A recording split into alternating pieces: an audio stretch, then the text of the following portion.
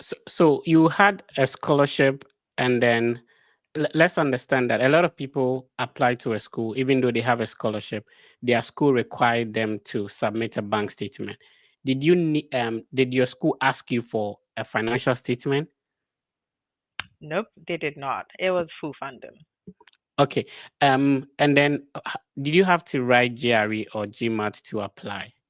No, my school had already waived it off by the time I applied, so I did not have to.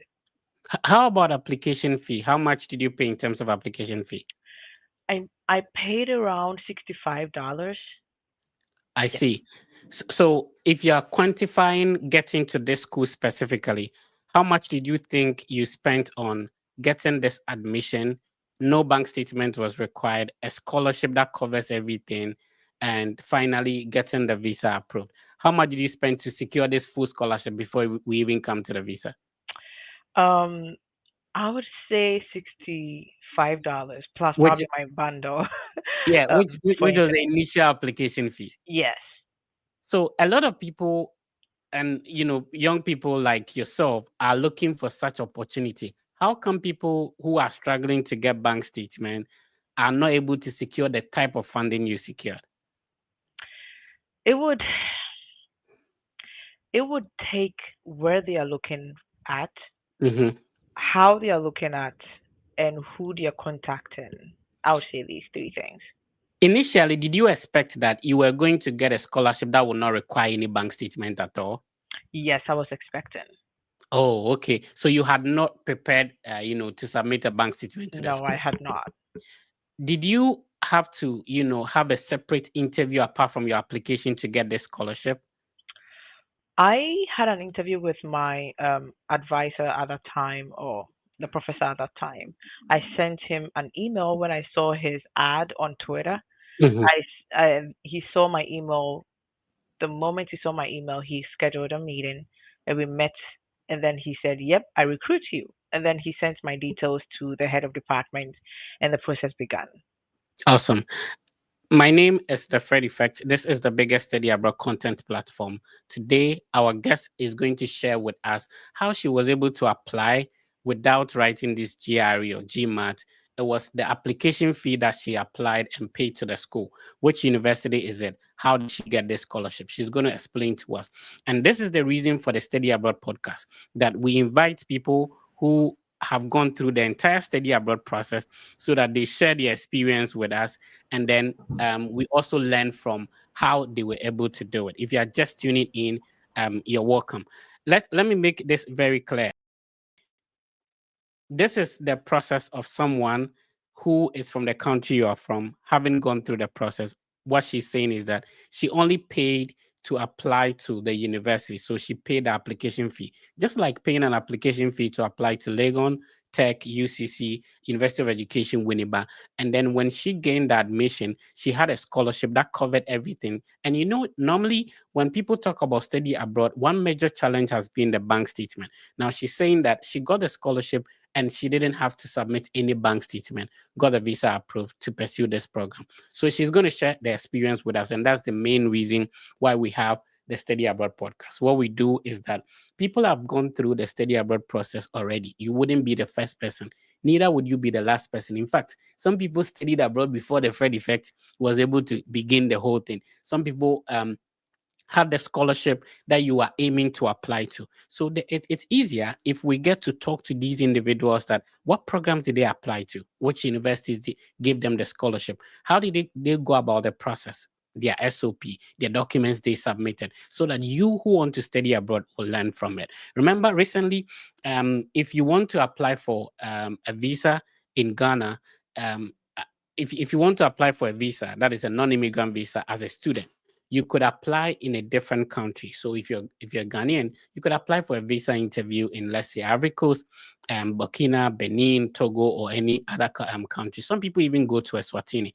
However, from this month, which is September 2025, if you want to apply for a visa, you are only required that you apply in your home country. And I think this is super helpful in the sense that we know a lot of people who spend time, effort, money to travel to, let's say, Eswatini, Madagascar, Liberia for a visa interview. they get denied. Some people even go to Singapore and yet they get refused. So assuming that you are restricted to attend in your home country, then it means that it will save you the time and the effort and all that. Some individuals from other countries like Nigeria also schedule in Ghana. It takes up space for that should have been meant for Ghanaians who were supposed to go for their interview in that country. So if these individuals are not allowed to schedule in Ghana, it means that there will be a lot of slots available for people who are applying for a non-immigrant visa.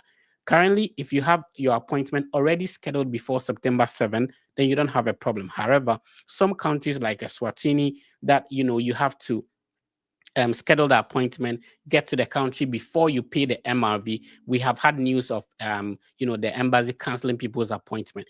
If you're already scheduled in another country, please be careful.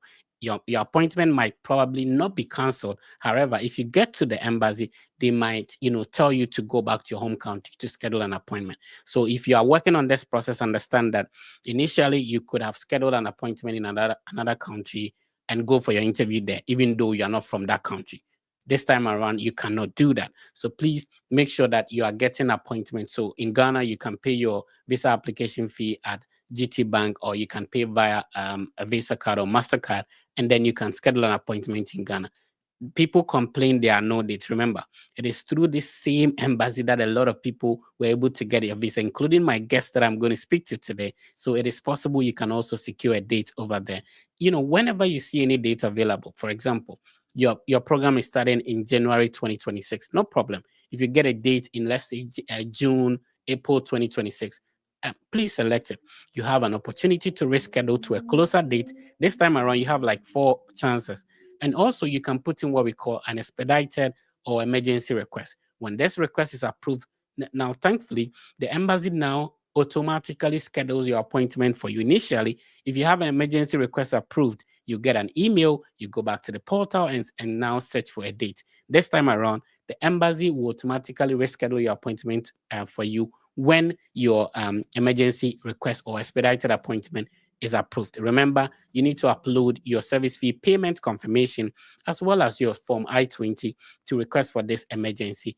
And, that's it. So this is the information available that we have to. There's no need to panic about this. I think the advantages in securing in your home country, personally, from Bole Bamboy, if I was supposed to go to Madagascar for my interview, I couldn't have done that. So I think, if you're coming from Bole Bamboy to Accra for your interview, that is far better. And also, there'll be spaces available because other nationals will not be allowed to schedule an appointment, in the country that you are from. The name is The Fred Effect. This is the biggest study abroad content platform. Be sure to like, subscribe, share with somebody so that they can also benefit from the ideas and information we are sharing here. We are live across all the Fred Effect platforms. On YouTube, we are like 180,000 family members. This is huge. On Facebook, it's about 130,000 family members. On TikTok, about 172. On X, we are close to 50,000 family members over there. And of course, we're also streaming on Instagram, which is the only way and the easiest way you can connect with the Fred Effect team. Let me bring my guest on and we get started. My co-host, as you know, has always been Ben. Ben, how are you doing? Yeah, Fred, I'm doing good. And you? Yeah, people are seeing your handsome face for the first time. Please introduce yourself. Are you sure? Okay, of course. My name is Ben, and I'm a key member of the Freddy Fair team, and we are here to help you get the best information that will help you through your study abroad journey. Awesome. So Ben is in the UK, and he's a huge member of the Fred Effect team. He has been my co-host. Our guest today is a beautiful lady. Let me see if I can show the names. All right. Hi, how you doing? Can you please introduce yourself so we get started? Hello, my name is Brandy Danso. Um, I am currently with Esri ESRI. I am Ghanaian. Um, I came to. I don't know if you wanted to do an extensive introduction, but Yeah, go ahead. I am in Charlotte, North Carolina. I am with ESRI as a technical support analyst for the enterprise team. Um, I did complete Virginia Tech. I did my master's there studying geography, and I completed in the year 2023, and then started a job right afterwards. Awesome. So Ayensu Danso is like, is it Ayensu or Ayesu Danso? Ayesu, no Okay. N. So that would be like Otiko Koso Nana, right? Where you from? Where you from in Ghana? I am Ashanti and Equapem, but Okay. 75% Equapem. Oh, I see. Me Pao Chelsea. That is the Equiapem Yes, kind of vibe. yes, Oh, yes. okay, okay. Even if they want to insult you, they beg you before they insult you. That kind of vibe. So your story is fascinating. A lot of people would aim to have the kind of scholarship you had, and especially bank statement being a bit of a challenge. So that's what we want to know about you. What was your academic qualification prior to starting this whole study abroad journey? I've been studying geography since high school, and I studied geography and resource development at the University of Ghana. Oh, so Completed which high school did you go to? it. It's a day school, Kanishi Senior Yeah. High Technical Where is it located? in Kanishi. Okay, so if you ended up studying geography abroad, that means that the background. I'm glad you mentioned that since high school. Shout out to Yeah. your high school geography teacher, by the way. Oh, Anyway, he's gone, Mister oh, may you so rest in peace. Mister Watson is gone. Yeah. Okay, I see. And so you moved to KNUST, Kwame Nkrumah University of Science and Technology. No, Oh, which? University of Ghana. Oh, okay. And what did you study there? Geography and resource development. I see. So from high school to University of Ghana, did you have the opportunity to work national service? Where were you I working? did. I did my national service at the Civil Aviation Authority, Mm. And, and GCAA. and so was it right after national service that you left, or it No, took you some time? no, it took me a while. So right after national service, I got into the pool of, job seekers, and I was Right. not getting a job, and all my connections had failed me at Civil Aviation Authority, and so um, I decided um to switch my career.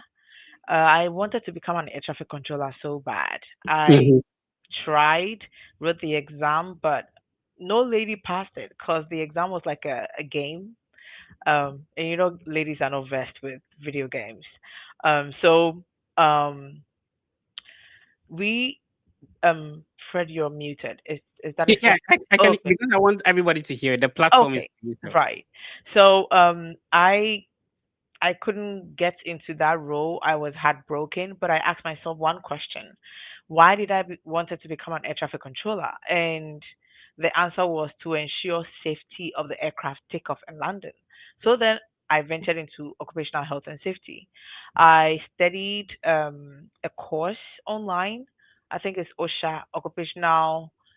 I think it's occupational safety and health administration, something like that. And after that, I joined the professional body for, I think it's called GISEP, Ghana.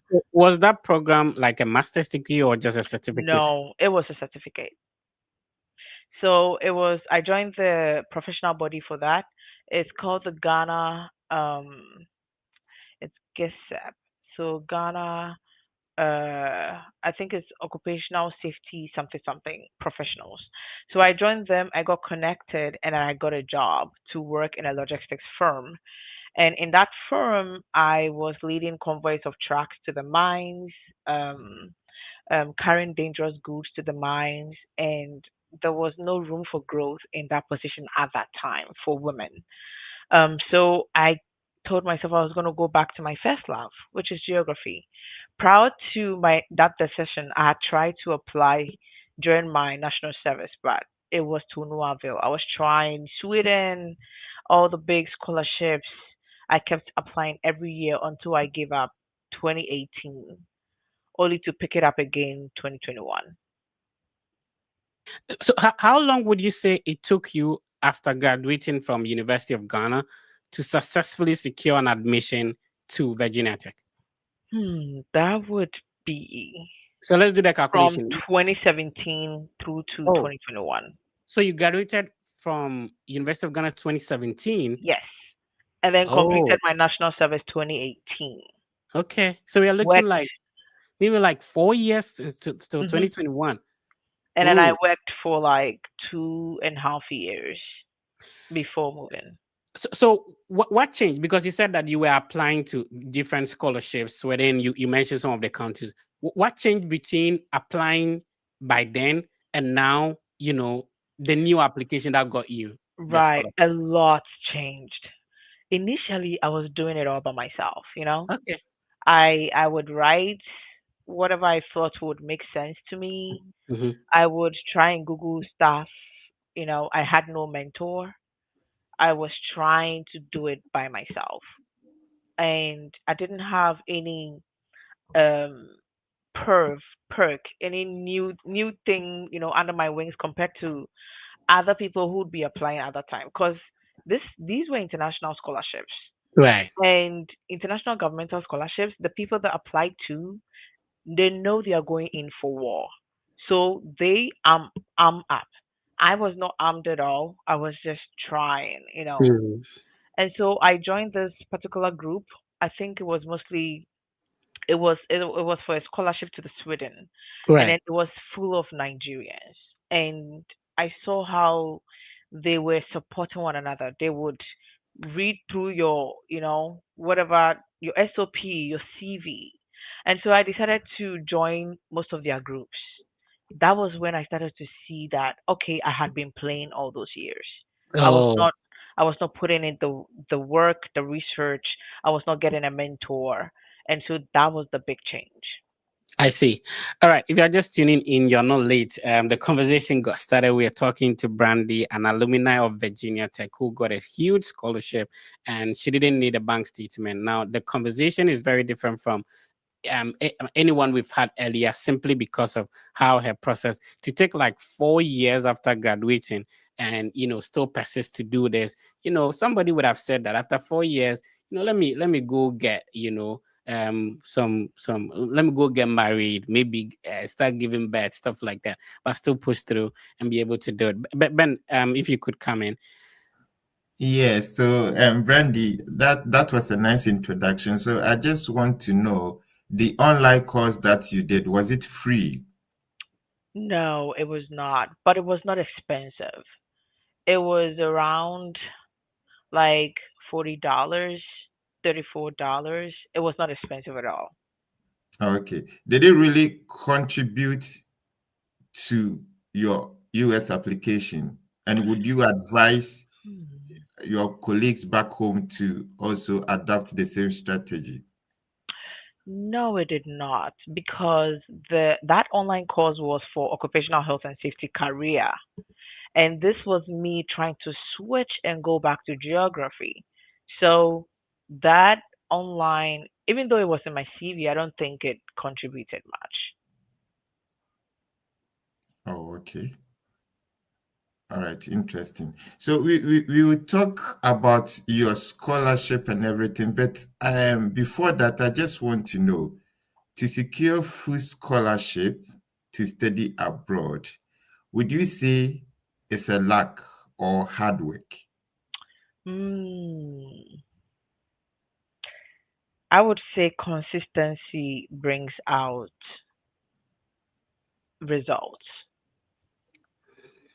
I would say consistency brings out results, plus the quality of what you're presenting to whatever professor you are shooting at. Awesome. No. So your background in University of Ghana, if you could repeat the program again. You said it was it geography and natural resources. That what was that it? It was geography and resource development. Oh, okay, okay. And so when you started targeting, so you were looking at those Sweden schools, those countries, and all that. What then drove your attention to the U.S. institutions? I was not interested. I was not because I had heard so many misconceptions about the USA.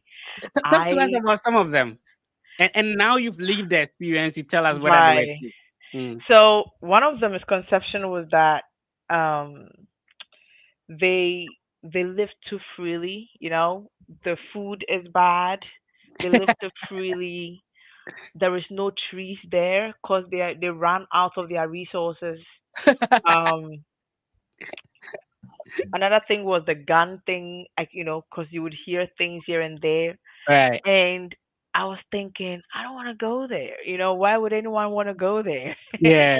And so now, oh my goodness, that is just the opposite. The gun Right. thing is there, but you would need to, it would depend on the county you live in, how Mhm. the crime prevalence, and also the blood of Jesus literally covering you. Yeah. This is the first time hearing about the tree thing. Yeah, I have had opportunity to drive across the country, like from all the way from Arizona to Massachusetts. The trees, that's because there are some places they are literally trees, like more than the human beings over there. Though. You know, Yeah, that blew my mind when I saw all the trees around. I was like, I have been so wrongly informed. right, right. Anyway, especially with the Midwest and all that. Anyway, Hmm. interesting. So when you started applying to, and shout outs to Benedicta. Benedicta, I remember, I spoke with her. She's currently, she came to Purdue University. When I spoke with her, that was the same thing she told me. That Fred, I heard this and that, and this and that. Guess what? Now she's even married here. So you can Wow. imagine. Yeah. Shout outs to Benedicta though. Anyway, so she has been on the podcast before. Right. Let's talk about now. How many universities did you apply to? This is where it gets tricky.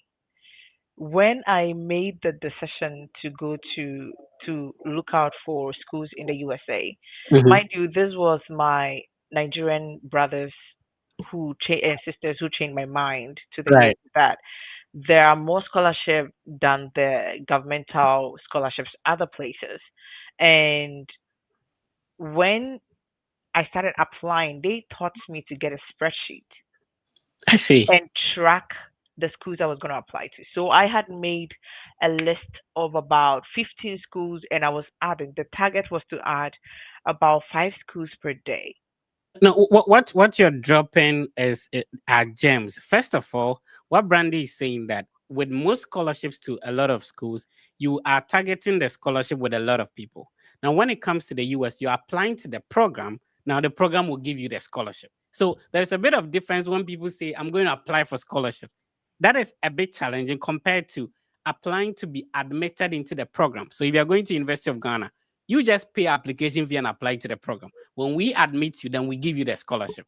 Unlike I'm going to apply to maybe Chevening scholarship, I get admission and compete for the scholarship instead.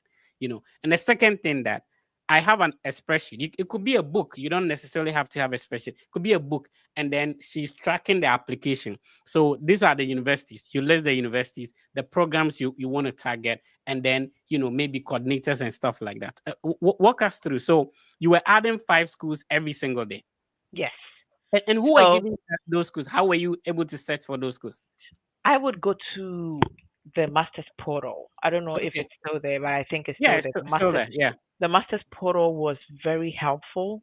It gives you a lot of information about the school, Hmm. including the kind of scholarships that are available. And if they couldn't list their scholarship, they would tell you, they'll put a link there for you to go there and search for it yourself. And so it was through there that I was adding schools to my list. And then sometimes if my Nigerian brother will see a scholarship, he would share it with me. My Nigerian sister, sorry, schools actually. When they Yeah. see a school, they'll share the school with me.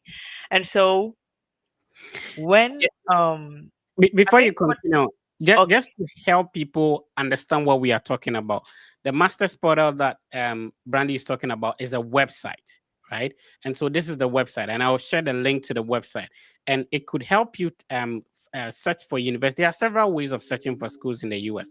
This is just one of them. So this is the portal that she's referring to, and I love the fact that the Nigerian brothers did not see you as a competition, and they were willing to share the universities that they are applying to. There's somebody, shout outs to the teaching assistants in UCC and some other universities. Sometimes they are in the same, office with other teaching assistants.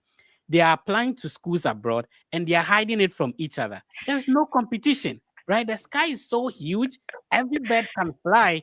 We don't have to crash against one another. Meanwhile, there are certain scholarships or admissions or programs that will pick Brandy, that may not pick Fred, or that will pick Ben and will not pick Fred. You understand? So It's some people get application fee waivers, they keep it to themselves.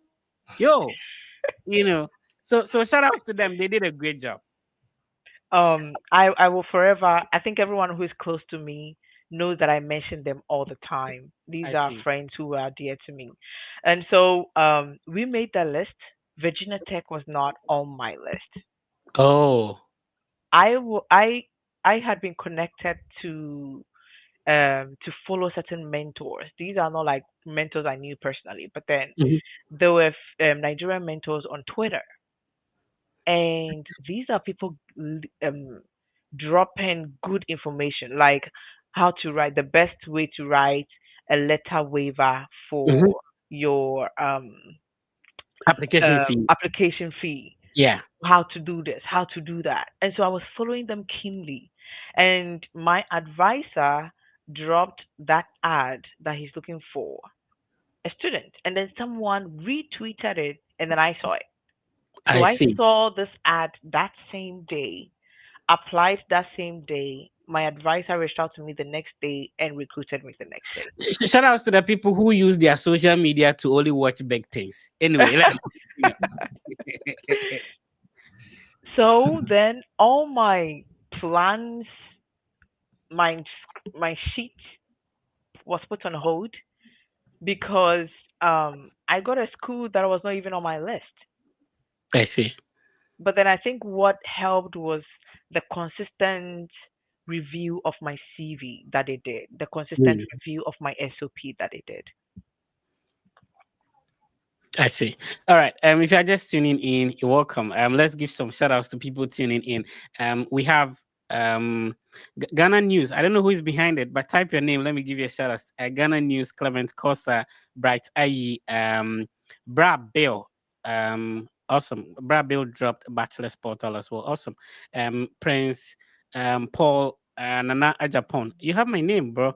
Shout out to you for watching on Facebook. Very detailed and articulate explanation from the Fred Effect team. Akwesi, okay, Akwesi, I don't want to murder the other name. So, Bestmark, Frederica Moa, Jeche, Teresa, Nana, Basmako. Teresa, are you the one that the Lumba mentioned in the music or what? Anyway, Simon Apia, the bright shout outs watching on YouTube. Nana, yeah, consistency, that's the word. Prince Yeboah. So if you have questions for Brandy, please be dropping them in the comment section, and then we'll be responding to them later on in the program. Every week we select one person who the team is going to assist. So if you comment, if you like, if you share, if you subscribe, you automatically contribute to the program, and then at the end of the day, you might end up being selected. All right, Ben, you want to take over? Yeah, so Brandy, how did you see the process? Just Um, the application process. Was it stressful? no, it was not. The moment my advisor was like, "I'm recruiting you," that's it. He was like, "Okay, can you send me your SOP, your CV, and let me look at it one last time." So then my advisor became the one who reviewed the last thing to send to the um, graduate school for them to pick me. You know that the advisor that was offering you the scholarship reviewed your CV. Is that what you're No, saying? it was more like he was offering more like should I say he has a position for a student, to Mhm. have a student he would work with. So he was Right. offering the position to me. But then Okay. it was the application to the graduate school that would confirm the scholarship. I see. So I he see. wanted me to get that scholarship. That was why he asked to look at my CV and my um, um, SOP again, which he didn't have any comment on, and I went ahead and applied. Oh, awesome. Awesome. Ben, go on.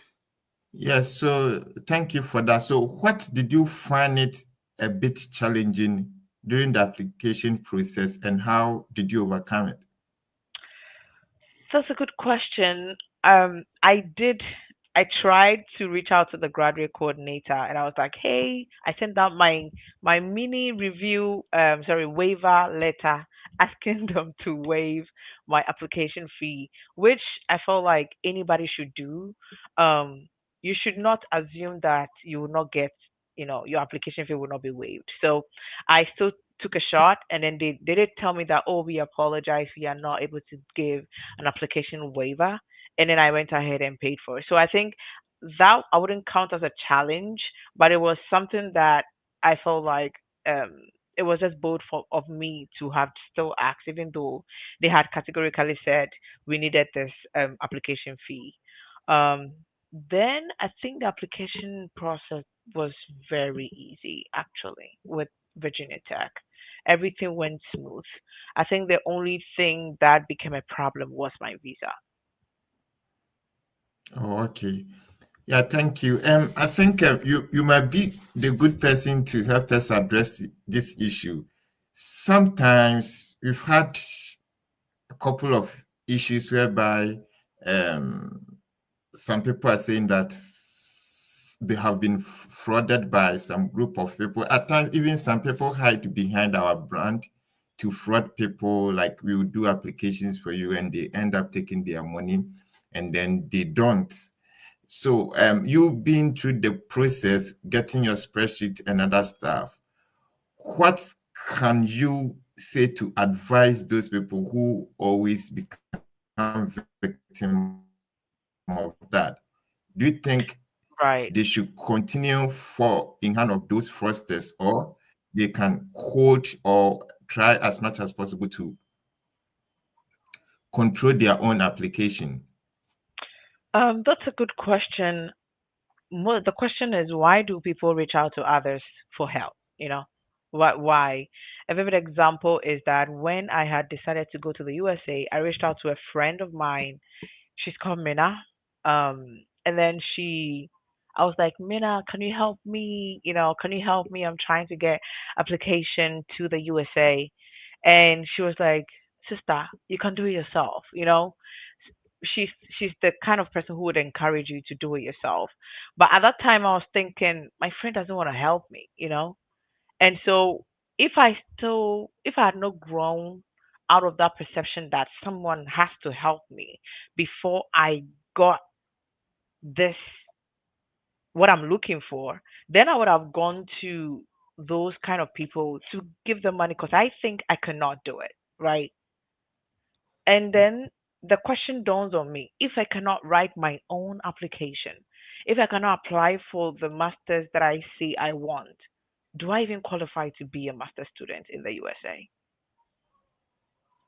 So it stems from, why do they go to others? It's because they think they cannot do it, or it's because they think I am not that knowledgeable to speak the language of the English, English language, to speak to the professor and then get them, to accept me. Or maybe I don't speak English that well. There is always something that people assume about themselves, and so it hinders them from doing it themselves.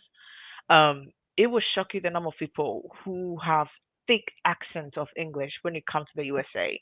When you go to school, people, when they speak, you can't even hear them, but they are in the USA because they didn't let that accent hinder them, right? The question is, how much do you want this? How much do you want the masters? How much do you want to further your education in abroad? How much do you want this? And so the moment my friend Mina gave me, was like, sister, you can do it. You can do it. There is nothing that's stopping you from doing this. And I thought she was bugging me. She doesn't want to help me. And then the Nigerians, they didn't write for me. You know, they said, "Can I review your SOP? Can I review your CV?" And then they kept refining, fine tuning it, and then I did the application because after I had been mentored to a point where I understood why I want to go there in the first place. It became easy expressing myself to a professor.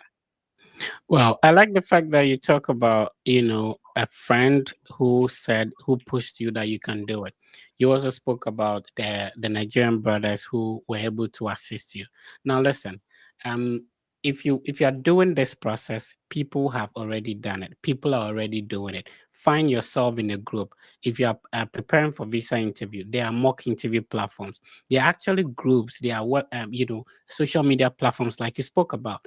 people are doing what you want to work on. Just try and find that community that could help you to get this done. Now let's break it down for people who probably may not understand how this funding works. So this is what we are showing is what we call the Form I-20. I'm deliberately only showing the funding aspect, because if normally you have admission to a school, then maybe the school asks you to bring some bank statements, so that will be captured under the personal funds. If you look at what I'm showing, the personal funds is zero, and then the assistantship, well, or what we call the scholarship, will is now 47,000, almost like 48,000. And if there were funds from other sources, maybe your mom's bank statement, then that would have been captured. Your situation was such that the scholarship covered everything. Now let's break it down. When we say that you have a full scholarship, what does it entail? What is it about? Um, Full scholarship, at least the one that Virginia Tech offered, just Yeah. means that we are offering you a job. Mhm. In that job, you're going to work part time. The part time pays 4,000 what per year. Out of that 4,007 or 47,000 what, we can pay your fees for the period in which you're coming, or for this Right. particular period. This time around is 9 months. So out within 9 months, we can pay you 47,000. Out of Mhm. that, we can pay you this amount for your stipend, and this other amount can cover your fees Oh, okay. and So other things. so is all the money handed over to you? Like you get there and they give you all the 47,000 in your account? Oh, how I wish. No. Um, no, they would not do that. It's all like orchestrated by the school bazaar, and Mm. they take you are supposed to create a a bank account when you get there, and then they'll start paying it into your account. That's your stipend, and then your fees you would see in your statement for the year what has been covered, what hasn't been covered. What has been covered will later be sent to you as a student fee that you are to pay. Oh, I see. That's interesting. If you're just tuning in, we are talking to Brandy. Brandy is sharing her experience going through the study abroad process. After graduating from University of Ghana since 2017, it took about 4 years to go through a course, to work on national service, trying to seek for a job. And later on, 2021, she was able to secure full scholarship with the help of some friends and also some mates that she met online. You can also do it. It's highly possible for you to do it. So when you talk about you not up having Virginia Tech, the school that finally got you here, in your plans, did it mean that you had already submitted applications to the schools that were on your list? Yes, I had. We'll show the website so that people can learn from it. So let's start. If you can remember, I know it's been 2020 or so. It's been a long Hmm. time. But which schools do you remember? So we show it. I remember it was a SUNY in New York. Okay. I think I did Buffalo. I Okay. did Syracuse. All right. Let's I break did. it down to our people. Yeah. Hmm. So when normally you mention Sunni, it might be confusing to our brothers in Bolivamboy, right? Right. That's where I'm from. So let's break it down to them. So Sunni is an abbreviation, SUNY, and that stands for State University of New York. So what happens is that there is actually a university system in most of the states. As you know, if you're applying to universities in the US, you're looking at more or less like applying to a whole continent of Africa, right? So New York is like a whole state. Let's take it even Africa. New York is like a country. Let's say Ghana, and so there are state universities in the state, and then that's an abbreviation for it. So when she says SUNY, SUNY, State University of New York.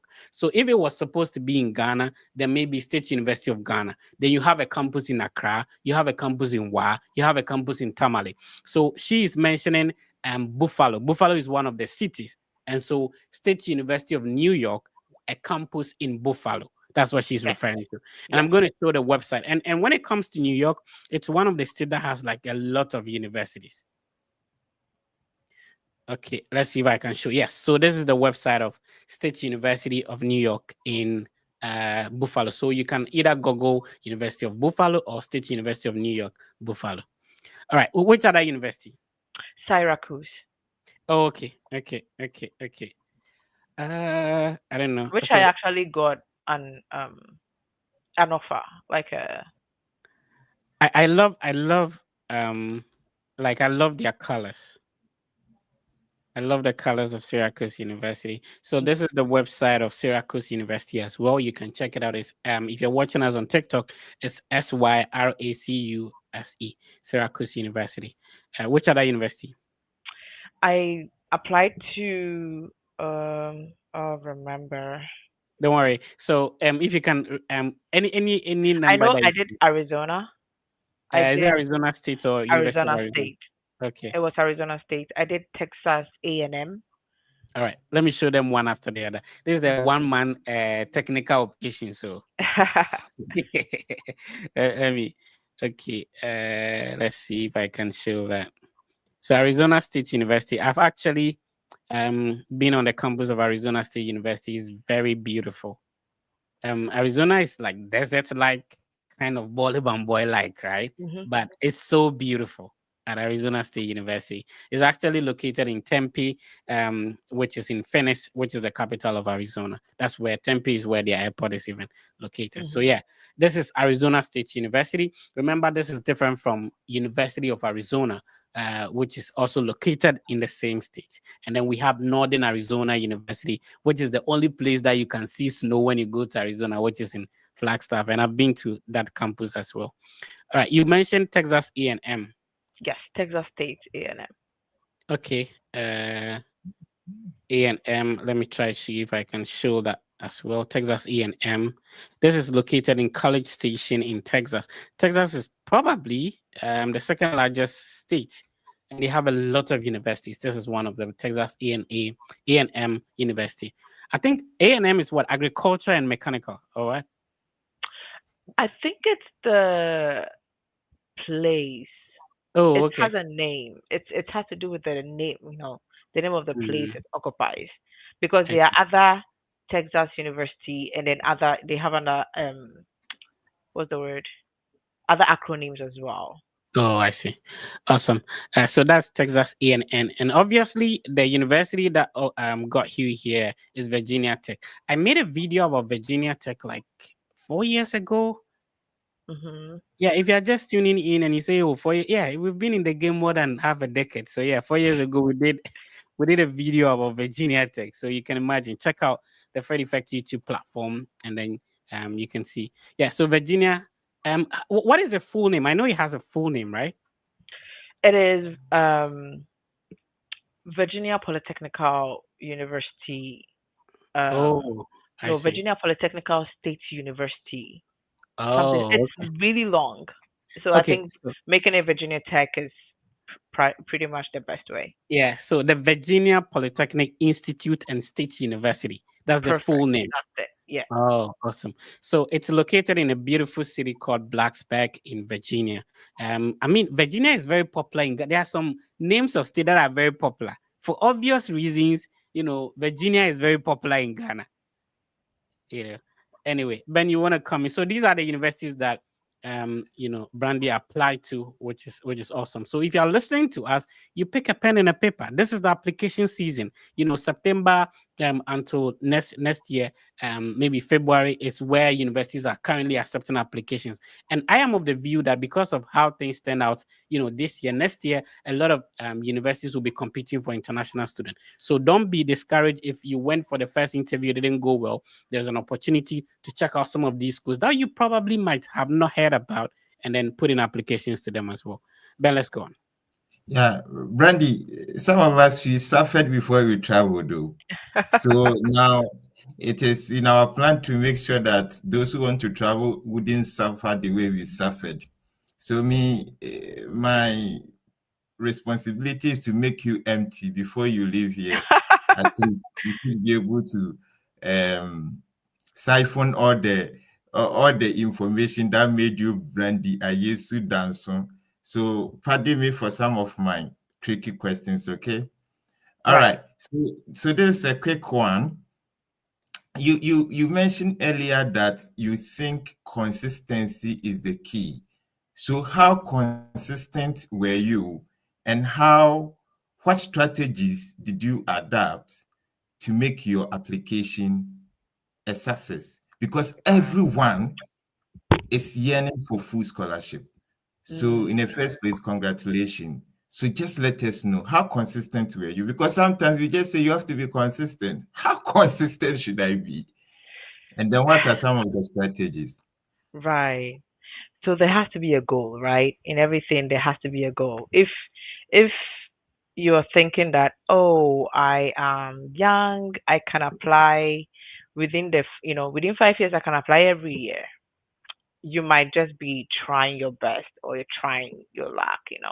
But then consistency came into the picture when I had a goal as to when I wanted to start applying. Between 2020 December through to 2021 July, all I was doing was preparing. So the consistency is in the preparation. When I remember the first email CV I sent to the a group that I was in that they should review. Oh my goodness, they probably tore down that CV. They had so many comments. And I was thinking, wow, that is a very bad CV that I'd been applying earlier all these years, thinking that it was a great CV that I had, but they tore it down. And the moment that back and forth of, okay, I work on it, I take it back, and then they comment on it, review it, and then send me feedback. That back and forth on my CV, on my SOP, on the ideas I want to put forward, and also spreading myself. Geography has a broad spectrum. So I was just not looking for courses in geography. I was looking for courses in environmental studies. I was looking for courses in sustainability, anything within the spectrum that climate touches, I was there. So I didn't want to limit myself that, oh, I'm looking for courses in geography alone. No, I was looking for courses that touched geography, that I knew that when I get to the visa in front of the visa officer, I could defend that. So this time around, I was preparing. It was a preparation that was consistent. And the moment I started the list, I got the spreadsheet and I started adding to the list. Then I got a scholarship. So though I didn't even go further into like another big wait time where it's like I have 100 list of schools that I'm trying to apply to, because my preparation stage was so long. By the time I was ready to apply, I got it within a few days. So I'll say that's where the consistency came from. Okay. Thank you. So, what are some of the strategies that Yeah. we need to inculcate? I would say this again. I always say it to my friends and colleagues: track the process. I love tracking. I need to know what happened. So I had a spreadsheet that I can definitely share. I had a spreadsheet that had the school I want to apply to, the program I want to apply to, the requirements for that program, the contact for the graduate coordinator, the first email to the professor, the response of the email of the professor, the follow up email. That was how much I was tracking my application. And the application I fully completed was actually that of Syracuse. And that I got an admission as well. But the others, I had begun the application, but I didn't even have to get to that. I had already gotten Virginia Tech. And unlike my the other friends I'd met online, these were people who were looking for options. They were not content with, oh, I get one school and I'm done. And I realized that it's probably low key a Ghanaian thing. We don't see a lot of value in us. So we get one opportunity, we are like, yep, that's it, I'm done.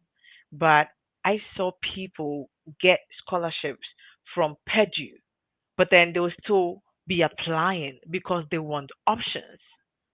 And that was very surprising. I mean, I didn't have the heart for that at that time, but I wish I did. People would still continue applying because they wanted options. And so I didn't even go much into that application process.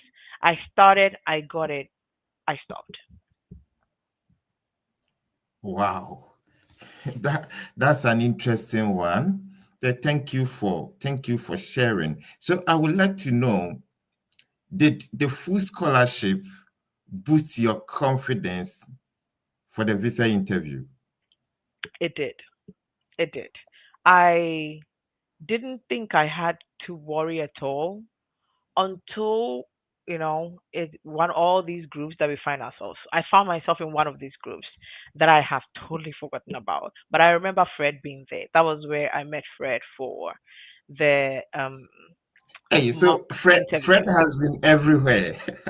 I would say yes because the number of people Fred interviewed or helped all those times, I don't think people forgot. When people are in need of such help and they receive it, they don't forget. Unless few people just, they just forget it because that's who they are. But I don't think I ever forgot Fred, because of that kind of help that I got from him and those the others. Because it was not only him, there were others too.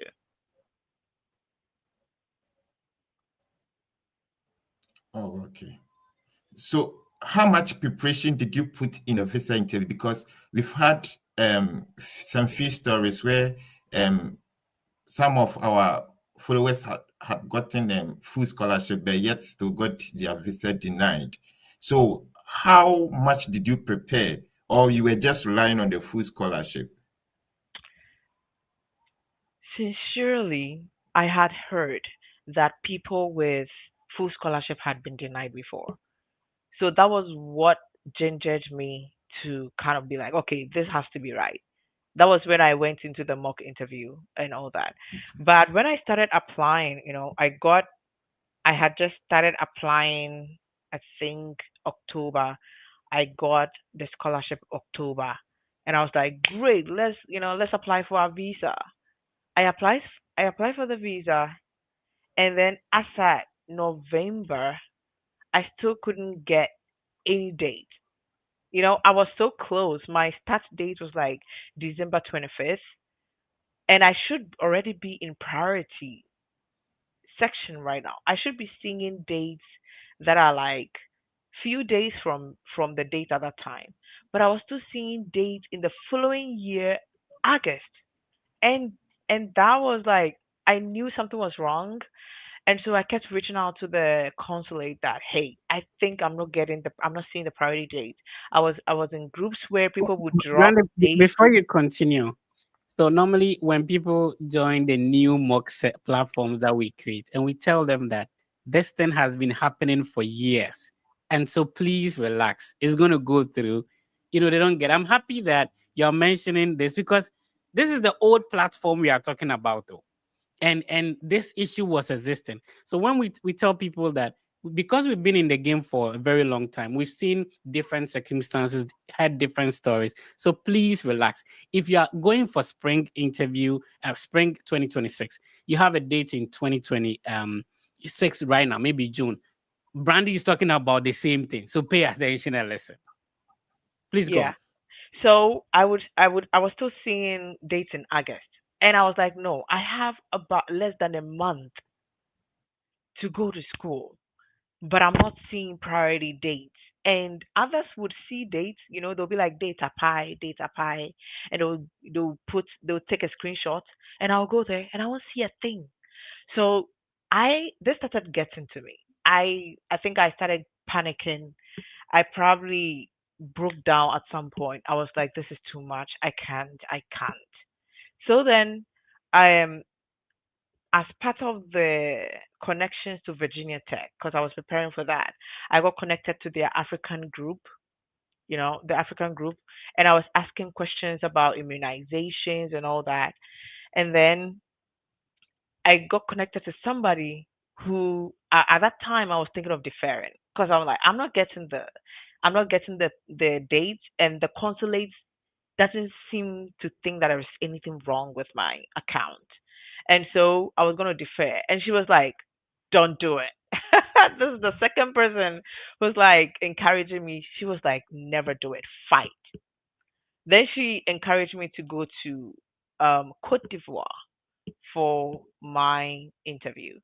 And so I, after at end of probably first week in December, I had switched up my application, or should I say, whatever fee I paid to the Accra consulate. I lost that, and she contributed, and she's called Eugenia, and her friend Alex, they contributed to get my, to be able to afford the visa interview. I think it's the MRV fee or something like that. Yeah. So to afford that for Cote d'Ivoire. And it was an interesting time of my life. I was excited to apply, but then also I realized that people were being bounced from there, and that was scary. Um, but then I prayed. I took some leave from work, and then I went there, and I went to a particular the Cote d'Ivoire Ghanaian community as one of the sweetest communities I've ever come across. I don't know if they are popular. I will mention their name, Brother Eddie. He's very. I'm thinking he's popular in Cote d'Ivoire, because when you get there and he receives you, he's gonna cook jollof for you the first day you arrive, literally. And he's gonna cook for you. He doesn't have enough. It's not like he lives in a mansion. He lives in a rented apartment in a compound house. Some people would sleep in his living room or what. He would receive me. I got a hotel though, so I got a hotel, but they were feeding me when they could, and they would. And so they were encouraging me. And then I went for the interview and I got approved. And that means I needed to wait. So I went to Cote d'Ivoire with my best friend. I let my best friend return to Ghana, purchase whatever I needed to travel with. I waited for my visa, got my visa, came back to Ghana, left. The plan was that I would leave, um, let's say within 2 days of me, sorry, of me getting the visa. However, I got COVID, so it was delayed 2 weeks more, I think. But yeah, that was how the whole visa process went to. And I don't even want to talk about how I crossed the border. Yeah, and the good thing is that now people do not have to cross the border because everybody would have to schedule in their home In their country or the country, country yeah. of residence. Yeah, if you're just tuning in, Brandy is sharing an amazing story. The first time you sent me, normally if you want to join and somebody's asking that question, how do you join the mock platform? You send us a message on on Instagram. It's the Fred Effect is a verified account, about 22,000 family members. And then, we normally want to verify if indeed you're going to school. So we take your appointment confirmation or I-20. So I remember Brandy sent me an I-20. I'm like, wow, this is huge. Now in my head, I'm like, yo, you're good. So you don't have a problem. Right. So I like the fighting spirit every day joining the mock platform, and everybody who has been serious about this process. I don't think that there's somebody who will take this process serious. It might not work for the first time, but definitely it will work. And I'm happy that you are giving shout outs to people who were helpful on your process, even in Cote d'Ivoire, where by now you might have forgotten them and all that. Shout outs to the friend who came to prepare before, you came back from Cote d'Ivoire though.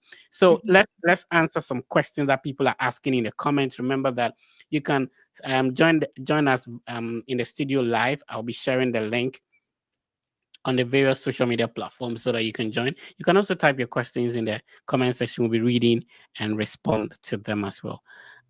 So Brad Kofi is saying amazing session with Brandy. Shout out to Brad Kofi watching us on Facebook. Ajua Anima is our number one subscriber. Shout out to Ajua Anima. Ajua Bapa. Thank you for this, the Fred effect. Okay. Okay, we'll come back to this question. Elisha on YouTube says interesting. So this is a question to Ben. If you can read it out to Brandy. Oh, your microphone is muted, sir. Okay, go Oh, ahead. okay. Mm. What do you have to say to someone who thinks that landing a full scholarship is not possible for someone with HND and 2.0 GPA? I would say you need to understand the education system of the country you're trying to apply to. In the let's say in the USA, their score system is pretty different, and an HND you will need to go through something like another portal for them to verify the level, the value of the education you have had. And so an HND, you would have to investigate, you would have to research what is the value, what is the value in this country that I'm going to, because the GPA doesn't even come to play. It's the value of that degree you're holding. Mhm. And so if that HND is what you are like, what you hold is an HND, you need to ask yourself that if let's say because I know with the HND in the USA, you would need an additional education for that. After you come up with that, you find that do that research, and then you find out that oh, I need another degree to add up to this, and then get that value. Then you need to pursue that if this is actually what you want. If you really, really want this, at least that's what I think. I could be totally wrong. I think the Fred effect probably has a lot of um experience here as to whether people get full funding with HNDs, but during my time or as of now, the knowledge I know is that HND may not be valued as compared to a bachelor's degree Yeah. within the USA. So if you're listening to us from a different country, HND is higher national diploma. Normally, they have 6 semesters of transcript or 3 years of academic qualification. Now, if you have gone through such an academic study to apply to study in the US, you can either use that 6 semester transcript to apply directly into a master's degree, or you can use it to apply to a bachelor's degree as a transfer student. Now you have to decide, do I want to apply into bachelor's degree as a transfer student, or do I want to use the HNE to apply directly for a master's degree? Remember, just like Brandy said, there are a lot of universities that may not admit, they would prefer 8 semester or 4 year bachelor's. So if you have 3 years, they will not admit you. But there are a lot of universities that will still accept your higher national diploma directly into a master's degree. I have had the opportunity to assist a lot of people who have been able to do that.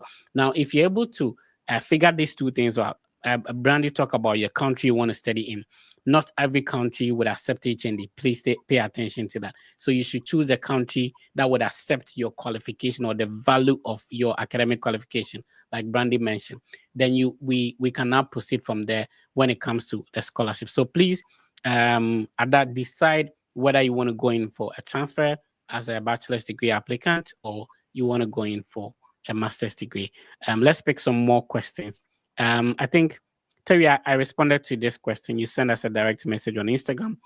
We've been doing this for more than half a decade. It's a free platform that you can join. Let's see. Um, all right. I want to pick some questions. Okay. So Brandy, if you could respond to this, Ben, let's go ahead.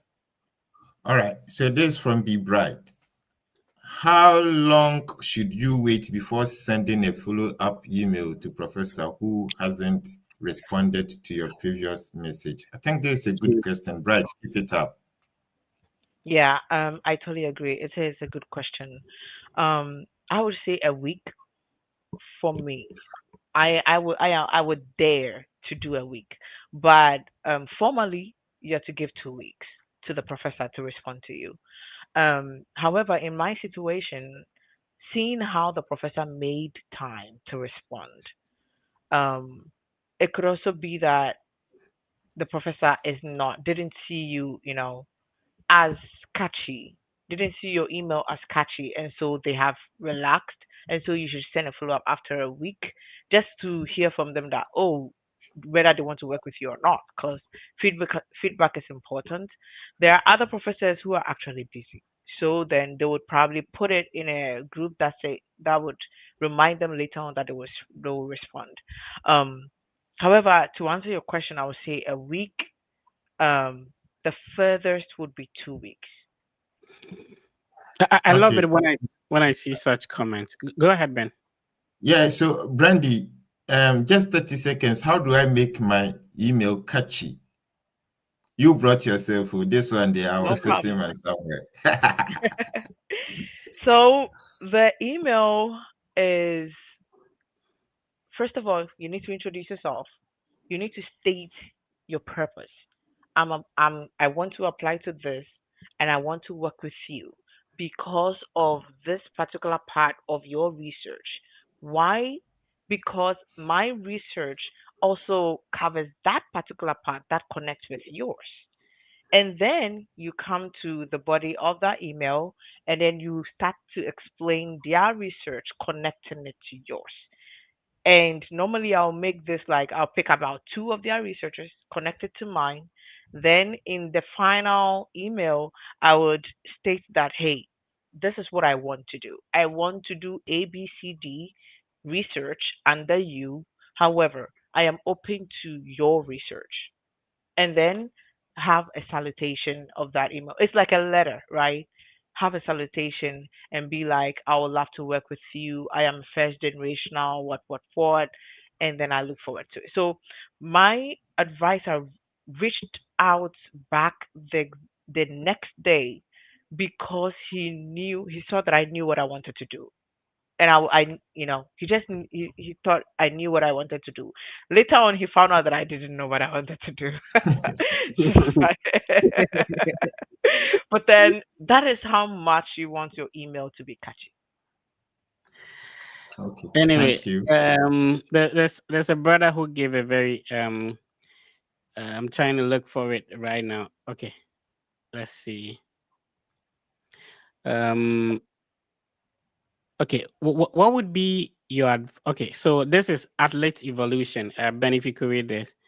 Yes, I started following Fred since 2022, and today I am in US pursuing my master's with full funding and as a scholar, which also comes with free scholarship to my full funding. You are doing a great job. So congratulations on your full scholarship, Athlete Evolution. If you can get your real name, I think that will be fine. Yeah. All right. Yeah. Malik too have this question. Applying to multiple schools isn't my problem, but getting a recommendation letters from our lecturers is the big deal. Hmm. Brandy, So did you go through research? yeah, how did you get your recommendations? Practically tell us what should we do? This. So this part of the topic is a topic that I don't know where to start from. However, what I know helped is that my professor knew me. My professors knew me. What who are you in your department? Are you that person who, when the teacher who teaches you bypasses you, he doesn't even know you, where you come from. He doesn't even know who you are. Who are you? Because again, when I remember I was doing this, or I mentioned my best friend, I was doing this whole process with my best friend. And she went through the whole recommendation thing. And what was written, that was how she ended her interest. So I know recommendation is a big topic when it comes to application. And it goes down to the question, who are you in your department? My professor, I literally still message him now. Prof, how are you doing? Prof, this. Prof, that. Prof, I'm doing this. Oh, Prof will connect me to that too. I still connected with my professors even when I was done with school 2027, sorry, 2017, and then I was applying 2021. Oh, I see. because I would still go back to doc all the times I was applying to Swedish, Uppsala University, all the times where I was applying to Hungary. I was going back to this professor all the time, and he still did it. So he was sending writing recommendation up to even 4 years because he knew me. So the recommendation letter comes to who are you Who in the are you? department? Does your professors or do your professors know you as one of the masses they've never seen before? Or are you actually prominent in their classes? Because if you are, they will happily write for you. Because in the USA, a link is sent to them and they have to answer certain questions about you. If they don't know you, oh my goodness, they are going to write what they think. And our Ghanaian professors are even lenient. If you get an American professor to write a recommendation for you, you're just dead if you know that you didn't do or you never worked with them directly because Mm, they're not gonna lie. yeah. If you think that a professor doesn't know you, don't get recommendations from them. There are people with third class. There are people with lower grade. It is the recommendation that got them that their professors to work with them. So I would say it's just like how we say who you know, who knows you. Yeah. In applying scholarship, the recommendation is the who knows you.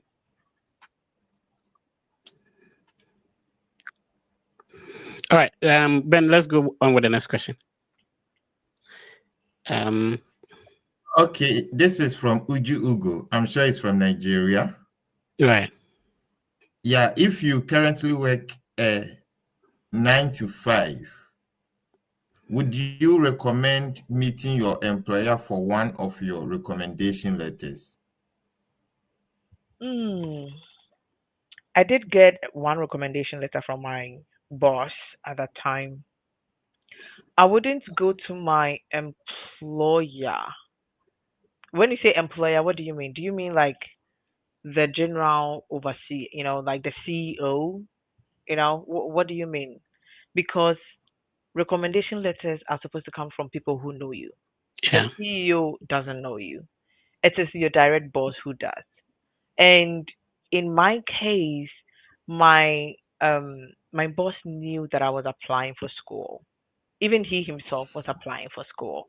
So he knew what I was looking for, what I was going through. So when I told him that I was going to use him for recommendation, he was like, you know, it's I can I can do that. And he's also a thorough person.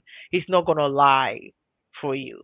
And so I think having my direct boss write for me. I also went to my general manager, but with him, I think I am positive I needed.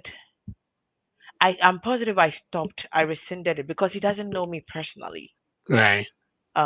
When I mean later on I became very adamant or very um careful who I let recommend me.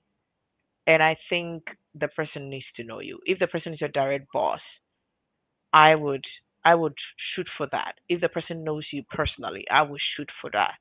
Um and then go from there. All right. So Tony is asking, how do you get in touch personally? So Tony, our doors are always open. And so on our verified Instagram handle, that is the only place you can reach out to us. We also have a link where you can schedule a one-on-one conversation if you're interested in doing that. So yeah, go to Instagram, search for the Fred Effect. It's verified. It's over 22,000 family members over there. And then yeah, Uju is asking about emailing tips, but I think Brandy has mentioned that. So let's see if we can bring some people in. But let's tone it down a little bit. What do you miss home? Food, Was there some favorite joint that's the in? first thing. It will Yeah, be food. I see. Then even before family, even before human beings. I would say food. So what is it? Is it that you are unable to get some African food here? Oh, What is that's not it. That's not it. I mm, think it has really toned down when I moved to the city because Charlotte is a city where it has a lot of African shops, yeah. international markets. Unlike Blacksburg, which is Mm. like a college town with just one international market that you may or may not get African stuff in there. Oh, okay. So it has toned down, but still, I miss Tozafi because I can't make Tozafi myself. I see. So how about, getting used to what was difficult to get used to? The accent, the food, the weather. What was difficult to Mm. get us used to? So the accent was not difficult because Mm. even growing up, I had consumed so much foreign media, can't get to my parents, and so The it was first not time difficult. you spoke on the mock session, I'm like, hey, sister, it is all America that now. When we started, I nearly asked her, was she born in America?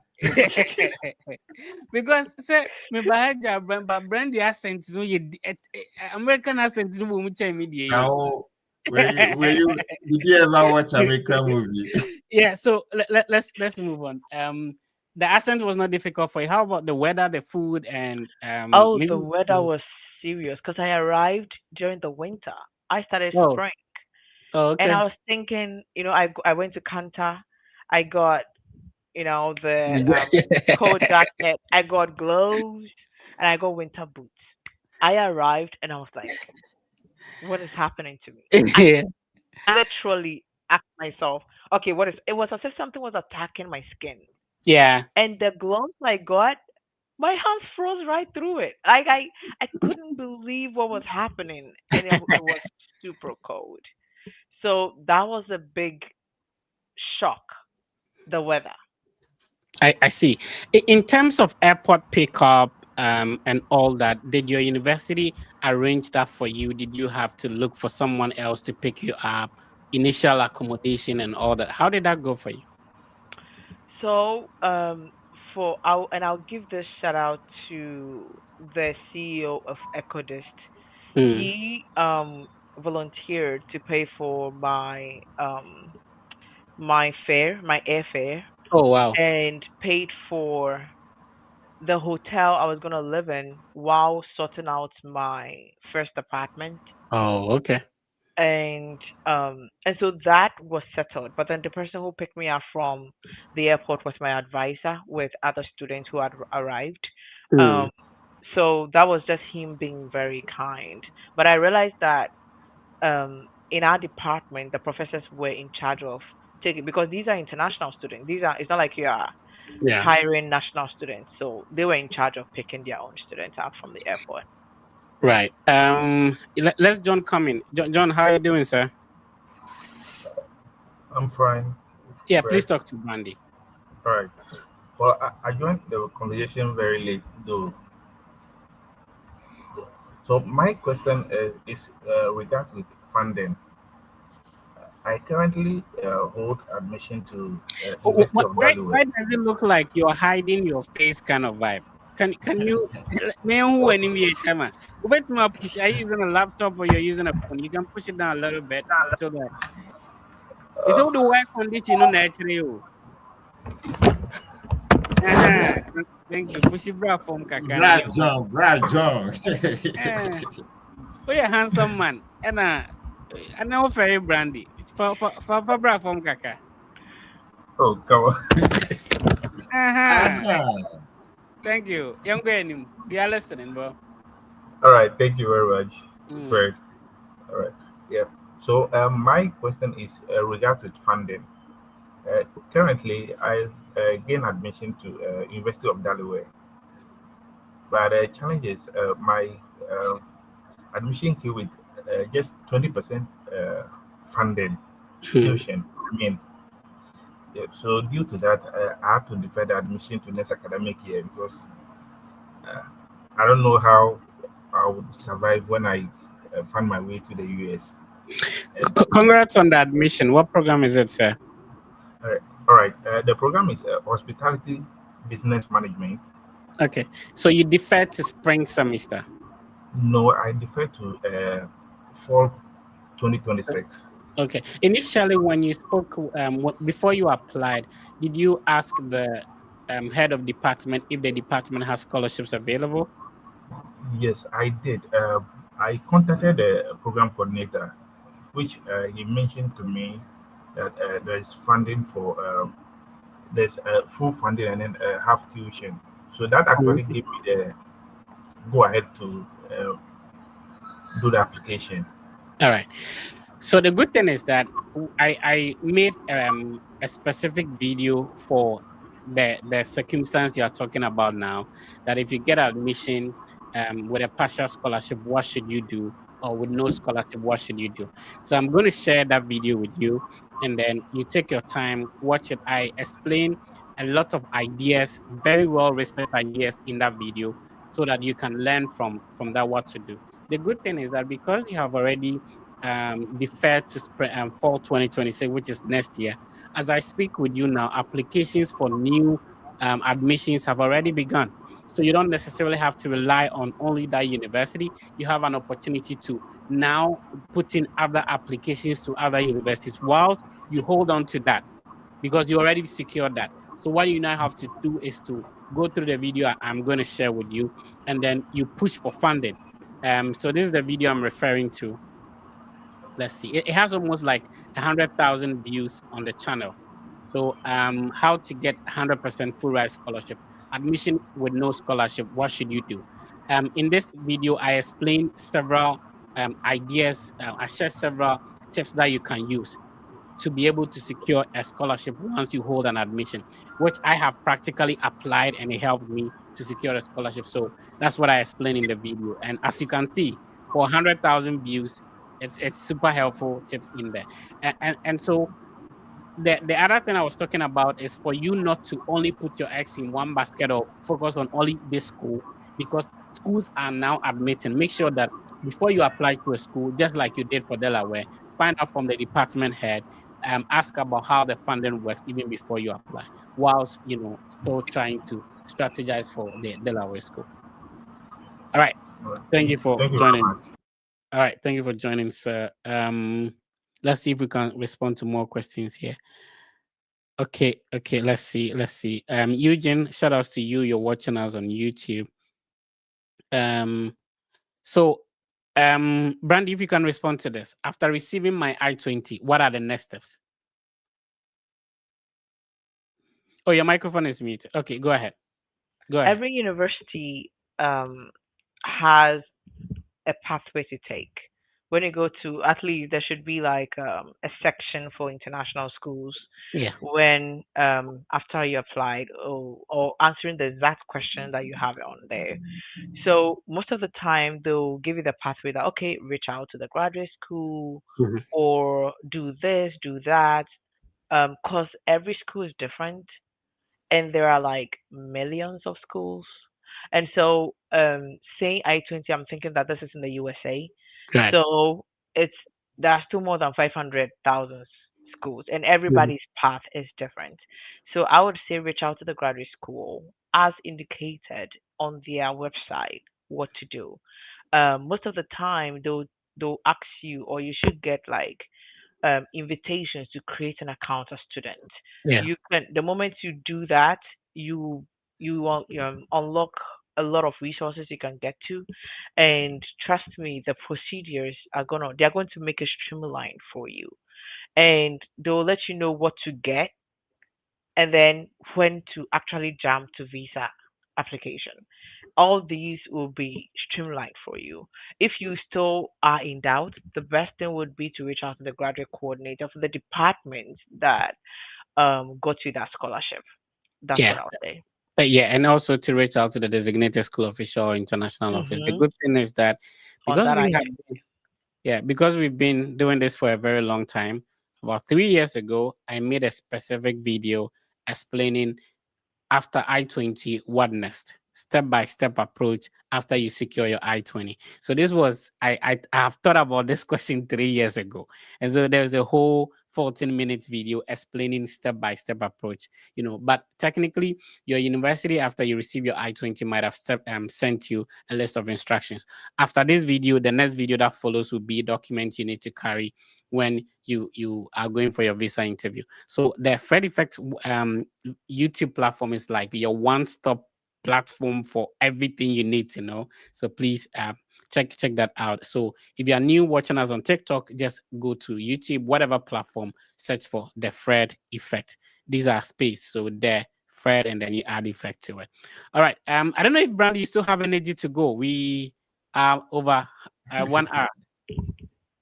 You good? Are you enjoying this or I am. okay? Awesome. Okay. So Jack Wiskett, Ben, if you could read this question out.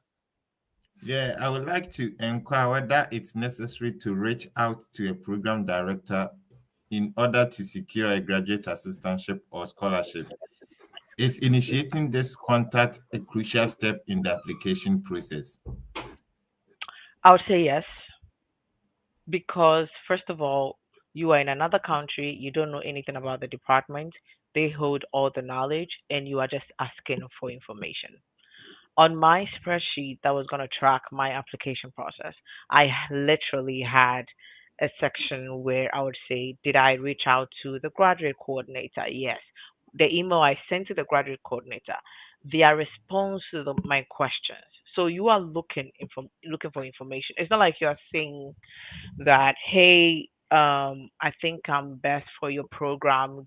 Will I get a scholarship? No, don't put it that way. um, Show an interest in the department and ask for information. They might even give you information you never asked for because they're thinking that, oh, this is something that students generally ask, so they'll just give you the answer. So it's more like fishing for information. So to me, I would say it's crucial because you don't know anything about that department apart from what you see online, and they have a lot of information. So reaching out to them is crucial. Yeah, I think Papa J, you had something different. Benny, can you read it so that we respond to that quickly? Hi, Fred and your team. Can one pay visa fees in country A and book appointments in country B based on Brandy's view? Thanks. Brandy, do you want to clarify this, or I should do that? Oh, I can clarify. So Okay. I mentioned that I had paid the MRV fee for Accra Consulate, but I had to cancel because you cannot have MRV fee for two consulates at the same time. You have to cancel one if you are going to pursue another. So I had to cancel the one in Accra in order to pursue the one in Cote d'Ivoire. Right. So what Brandy is trying to explain is that she had earlier booked an appointment, which was initially called US Travel Docs. Now it has changed, and then Cote d'Ivoire and Ghana was using the same portal. So as at then, if you have booked a date in Ghana, you cannot attend the interview in Cote d'Ivoire. If you want to go to Cote d'Ivoire, you need to cancel your appointment in Ghana, transfer your credentials or details to Cote d'Ivoire, pay another MRV fee. So the point is that the country you're going for your interview is where you pay your visa application fee. So you cannot pay your visa application fee in Ghana, go and interview in Cote d'Ivoire. So she had to cancel, forgo the MRV fee, pay another one in Cote d'Ivoire, and then get a date in Cote d'Ivoire in order to go for the interview. Now the system has changed. Avid's portal, which currently the instructions are that you shouldn't book an interview in another country. So you book at where you are a resident. So now, if you're Ghanaian, going to Cote d'Ivoire wouldn't be advisable. All right. Let's see if we can respond to. Okay, so I have one here. Let me quickly read, and maybe Fred, you can respond to that. All right. So this is from Facebook, Emmanuel Kujo.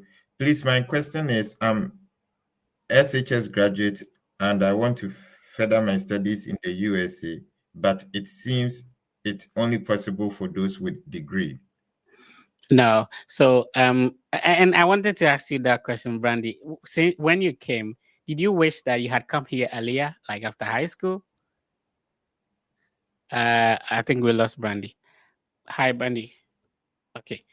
Looks like we lost Brandy over there. So yeah, it's possible, and there are a lot of people that especially the Fred Effect team has had have had an opportunity to assist for bachelor's degree. So we currently work on that for free. If you have a high school diploma qualification, you want to apply for bachelor's, there is a link in all the bio when you go to any of our social media platforms. Just click on wherever you're watching us now, go to the bio. There's a link that you click on, you schedule a meeting. We explain the entire process to you, and then our team will assist you with the application. So yeah, it's possible if you want to study bachelor's here and you have a high school.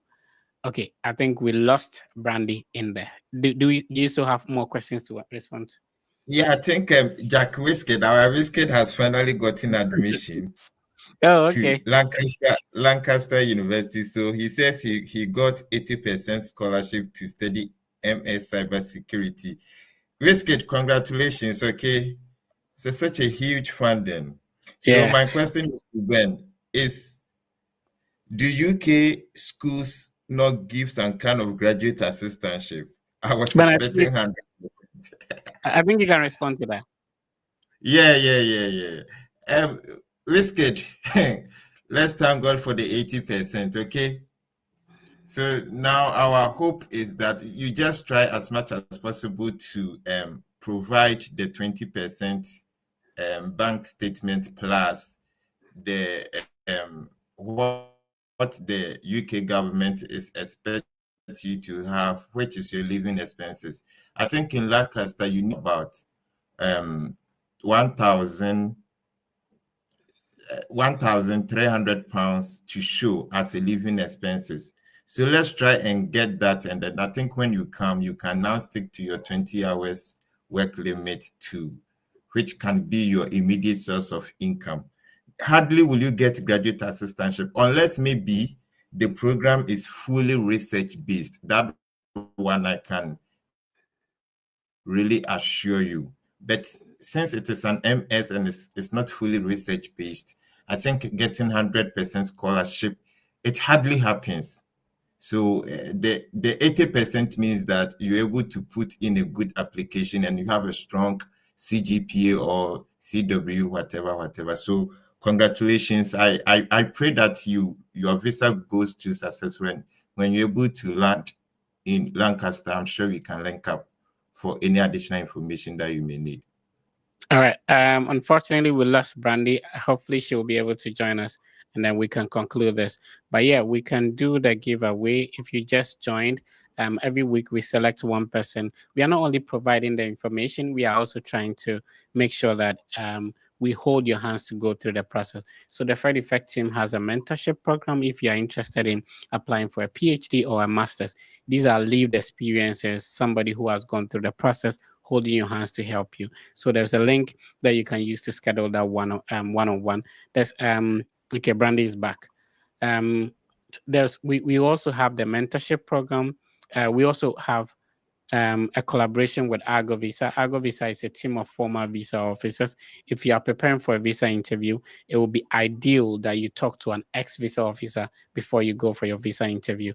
And the link to schedule a meeting with the Argo Visa team is here. Just use this link, type it in your web browser, and then schedule a one-on-one. It could be a 30-minute meeting, a 45-minute meeting, or an hour meeting for coaching to go through your prepare for your visa interview. You're welcome back, Brandy. I was actually Thank asking you. you based on a question that somebody asked that did you wish that since you came, did you wish that maybe you had come here earlier, probably for your bachelor's? No, Oh, okay. no. So why would you say no though? I am the type of person who appreciate every phase of my life. Mm. I and I appreciated my time at University of Ghana. I don't think I want to trade that. It Oh, I taught me something. I went through something. It's part of who I am today. Um, and already while in Ghana, I was being bombarded with you were from America, you were born in America, and meanwhile I've never been there, or I didn't like it at that time. So I don't even after being here, I wouldn't wish that I appreciate Ghana, oh, and I see. I Uh, think it, the masters came at a good time. I love this perspective. Let's talk to Razi Parker. Is it your full name or this is your nickname, bro? It's my nickname, So what's your name, bro? Robert. Robert Okay, Arthur. Robert, talk to Brandy. Okay, so I would like to know the advice Brandy will give to a student, no, a prospective applicant. I emailed graduate. There is a bit of noise at the background. If you could get a quiet space, that would be super helpful because this is social media. It's not helpful with the noise at the background. Okay, let's see if this works. Please go on. Okay, so I emailed the graduate coordinator, and he said there is funding available, but unless you enroll on campus before. And also with the same school, I sent emails to two faculty members, and they all responded to it that unless I enroll on campus, but they do not have funding. So regarding the funding available, it's only teaching assistantship, but not research assistantships. And with that too, unless you enroll, you come to campus before you can get the assistantship. So I just wanted to know what advice you can give to me on that, whether to apply or not. So the question always goes back to, is this the only school that that does the same course? Um, if it's not the only school, then you can target other schools. Yeah. However, I would still say there is nothing to, you never know, you could be surprised. Depending on what program though, because I know there are some, there's a colleague of mine who was studying economics, and sometimes they would tell you that they want to see, if you're good enough before we'll give you the scholarship. And for such schools, you can't blame them, right? Probably that's how they get their funding from the government. Who knows? However, the thing is that this is not the only school. You spread your net. The moment someone says, "Oh, you need to, I can give you the scholarship, but you need to comb your hair first," you add another school. "Oh, I can give you a scholarship, but you need to pierce your ear first." Then move to another, keep adding. Make sure you have options. Have that in mind that I'm looking for options. I'm not looking to pursue one school that I Yeah. think is good for me. All right. Thank you for joining. Let's talk to Elisha. Elisha J. Yes, please. So are you the Elisha in the Bible or which Elisha? All right, No, this is Wow. Elijah in Ghana. The Elijah in he Ghana. can't be. Why are you denying, Ben? Yeah. Oh. Bro, what did Elisha even do in the Bible? Elijah, this is Elijah. So Elijah, this is Elijah. He Okay. commanded fire and among other miracles. Yes, he Oh, called okay. for fire. This Elijah cannot. Sunday school some konkan. What's your question? All right, thank you very much for this opportunity. And I couldn't join earlier, but my question is more on applying for either transfer studies or graduate studies with HND from Ghana. Okay. Yes. Let's diagnose you a little bit. What do you have? You have a diploma and a top up, or just a 3-year diploma? Okay, so I studied HND dispensing technology at Kumasi Technical University. Right. And currently, I've written the licensure exam for pharmacy technician. So I'm working as a pharmacy technician and a teaching assistant in a health college. No, you're not responding to my question. So you have a 3-year HND, or you have a diploma and a top up. What do you have? I have a 3-year HND in dispensing technology. Okay. So it means that you have 6 semesters of transcript, correct? Yes, please. So here's the thing: with a diploma, with a 3-year diploma, you qualify to apply for a master's, but not all universities will admit you. You will be able to Okay. find out when you email them, share your transcripts with them, tell them that, don't tell them you have HND, they don't understand HND. Tell them you have a 3-year bachelor's degree. That makes sense to Okay. them. Some of them will require that you go through transcript evaluation. Now, mostly, if you're able to check your credit hours and you had 120 or above, then it is ideal for a master's degree application. However, you can also use the diploma to apply for a bachelor's degree. Well, in Ghana, assuming you were supposed to apply to maybe University of Ghana, any other university, you apply as a continuing student. Over here, we call it transfer student. It's the same thing. So you can use your diploma to apply as a which means that if you're going to University of Ghana, they would have allowed you to start from maybe level 300 or level 200. The same thing over here, we call it sophomore year or junior years. That is level 300 or the level 200. And then you can start from there. So you will weigh, because there are processes and then the document required to use your diploma to apply for a master's is not the same as using your diploma to apply for a bachelor's.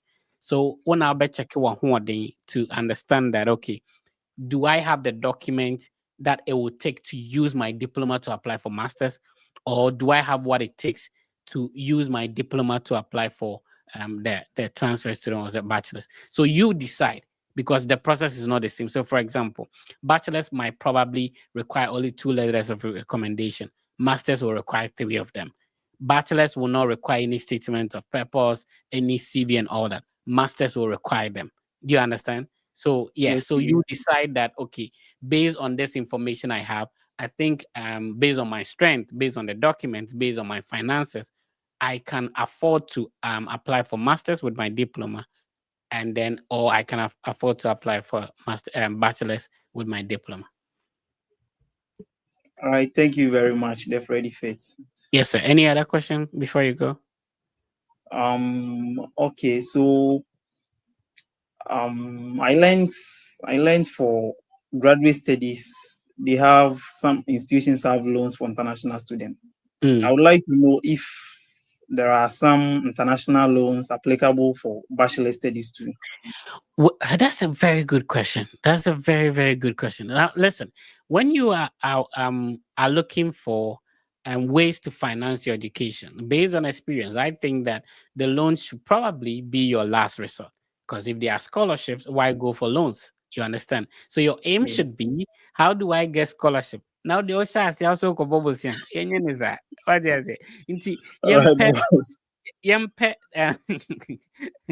yempe probably a proper way to finance our education and not think about it. Is when like Bibi Bian working my one now is a loan by optional. That's absolutely fine. But for me, I think that you should aim at getting a scholarship and not aim at, Bosiana Medical School. All right, boss. Thank you. Any other questions? Okay, so with a scholarship, I understand most universities have entrance scholarships, which are mostly less than 50% of the total cost of attendance. I don't like it when people generalize like that. So when you say Oh, most universities, are you referring to universities in the US, UK? Which country are you referring to? okay, thank you very much. So universities in the US, US yes. has 50 states. It's difficult for you to generalize it like that. Okay, US is like so applying to US is like applying to universities in Africa times 2. I see. So the things that work in maybe Virginia might not work in Ohio or Pennsylvania or stuff like that. So are there international applicants like yourself who are on a full scholarship? Brandy Netihoi, she had a full scholarship. There are other people studying bachelor's degree on a full scholarship. So the point is, how did they do it? Would you be the first person to have a diploma and now get admission with a full scholarship into bachelor's degree? No, you're not the first person. Neither would you be the last person. So how did they do it? What qualification do you have? How do you do the same thing? I don't know if what I'm saying makes sense. Yes, it does And make sense. aboa bi apɛ sɛ ɔyɛ kɔkɔɔ de ne ho twitwiri sie. Nti pɛsie bi ne fa ho twitwiri sɛ ɛbɛyɛ ɔbɛnya full scholarship. What is it? All right. Thank you very much, Mr. Fred. Thank you for So joining. I was watching one of your videos on YouTube about applying for studies as an HND holder. Right. And I chanced on this school, Missouri University of Science and Technology. They will give you about, so you see, here's the thing, and when it comes to the undergraduate applications. I told you that it's different from the graduate applications, and my team handles undergraduate applications for free for people. So when it comes to the undergraduate, the one of the major determinants of whether you're going to get everything paid for by the school is having that exams called the SAT or the SAT. So normally, if you don't have it, most universities have this automatic entrance scholarship that could be 80%, 70% that they give you. So the point is that scholarships need a whole, but do you have what it takes for them to give it to you? What is it? The schools need the assets. Almost standard. They say, yep, we want this transcript, we want this, we want that. However, if you, the applicant, meet this requirement, that's why everything will be taken care of. But chairman, person by SAT, unso person school need taking care of everything. Now, anyway, let's talk to another person. Shadrach, we can only see your head. Bring your whole body. Salam alaikum, Shadrach. Oh, come on. I'm Shadrach. So, salam alaikum. Doesn't work for you. Oh, no, it's just greeting. You just have to say wa alaikum salam. All right, sure. Anyway, go on. All right, so I have a quick question.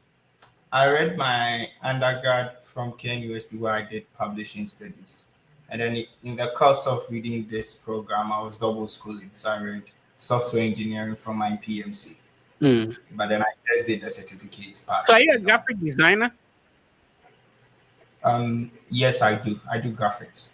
Oh, okay. My team needs help with graphic design. Maybe we'll link up with you. Go ahead. Sure. So at IPMC, as I read software engineering, I just did the certificate. I just couldn't continue.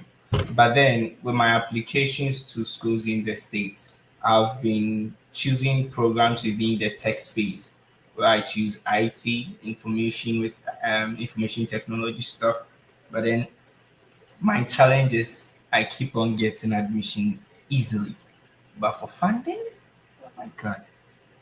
I've had admission to quite a number of schools, like 13 and counting.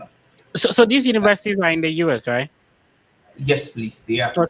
Just like growth, right? You learn how to crawl, then you learn how to walk, then you learn how to run. So the fact that you've been able to work on an application, some people get it denied, but for you to work on application and get admission, which means you are very close to getting the scholarship. Now let's look at what you are doing wrong that is not putting you in a better space to get a scholarship. One of them could be that you are switching your field. Now, when it comes to the graduate assistantship, normally they want people who can teach in the department. So if somebody has a background in, let's say, IT, and then you do not have a background, who do you think they want to employ to teach maybe principles of IT?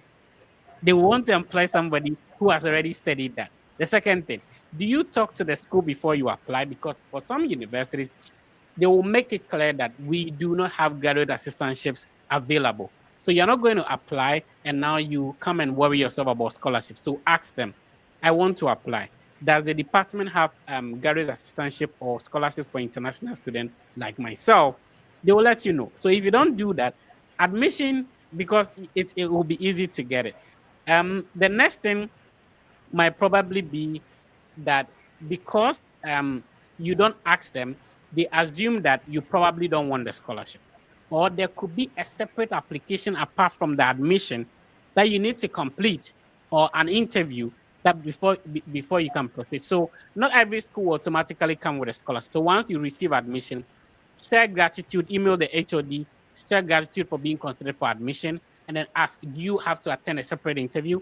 Do you have to get maybe a separate link, a separate document to apply for the scholarships? Then they will let you know. So my first university, the admission came automatically with a scholarship. My second school, after the admission, I needed to attend a different interview, complete a different application for the scholarship. So, bro, that's how it works. Sure. Thank you so much. Awesome. So we move on to, all right. So Brandy, any final words for? I wanted to talk about life in Black Spec. Like, how much is rent? Based on the stipends, was that enough to pay for your rent, send some money home to build a house in Ghana and stuff like that? All that when we are traveling, I don't know what I had a list, that when I come, I'm going to buy this car for my mom. I'm going to do it. Like, did you have such a list? I didn't have a list, but for Okay. some reason, I had made the same calculation that, okay, I have this amount. Yeah. When they pay me this and this from the amount, Charlie, I can save. Oh. And then maybe I can actually get that land I'm thinking that my mom can get and Yeah. Me grow, by now, have I a should have garden bought on it. like 10 in boy by now. You Oh, know? I thought of that, but I didn't plan it. I didn't have a plan.